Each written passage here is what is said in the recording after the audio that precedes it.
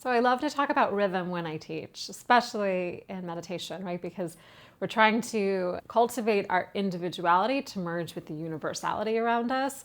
And in that sense, there is this belief in the Vedic purview that everything has consciousness. It's just to what level, to what degree does it have consciousness? Another way we could think of that is that everything has rhythm, but every rhythm is different. Some rhythms are more complex, some of them are more adaptable, some of them are more syncopated, some of them are very simple. It's 1 and 2 and 1 and 2. There's a way in which the early stages of expansion of consciousness is connection to all of those different rhythms, is being able to appreciate the simple rhythm of a rock that, is just keeping a quarter beat or something like that. And then to be able to appreciate the syncopation of the hummingbird song, or to be able to appreciate the kind of chaotic, frenetic rhythm of our friend, or of this kind of like beautiful cyclical rhythm of the ocean, right? And to be able to hear first all of those rhythms, whether it's in actual music or speech, or something that is more felt. And that's why synesthesia and the ability to understand rhythm is not just a heard thing, but that there can be visual rhythm and there can be kinesthetic rhythm and dance and how we move.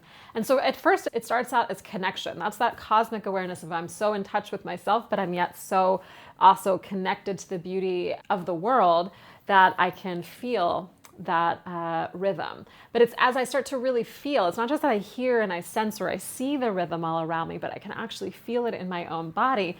That becomes the bridge to unity, in which we can actually start to embody what we call in music polyrhythms, where there's duples and triples all existing within the same context or the same orchestration, so to speak, the same piece of music.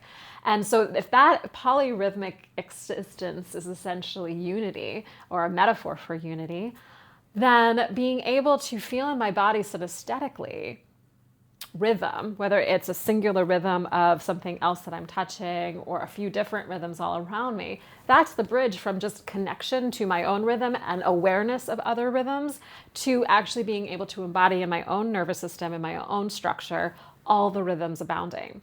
And so this is something, whether you're musical or not, that we all have a sense of rhythm. We all have a love of it in whatever music you love. It's pretty hard to find a person who doesn't love some kind of music. You start there and you start cultivating a relationship with that, but then you're walking down the street and, oh, actually I can kind of feel the echo and the vibration of the person next to me walking aside of me in my own body, or I'm on the subway and I'm holding the pole and I feel the buzz of the train as it's moving and the click and the clank because it's reverberating in the pole, and that vibration is a rhythm, and I can actually be curious about what that is while I'm still in touch with my own rhythm. And like that is really a small way that we train our awareness to be able to hold greater complexity rhythmically within ourselves. And over time, then you're not just connected to all of these rhythms that are coming in through the world, musical and otherwise, but you're actually being able to feel them, to eventually smell them and taste them too, in a certain sense. They take on a texture and a color and a feel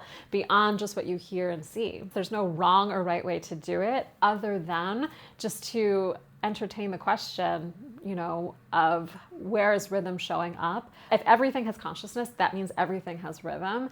Can I feel the rhythm? Can I actually feel it? Not just hear it and pretend to dance to what I imagine it to be, but literally in my somatic system feel it.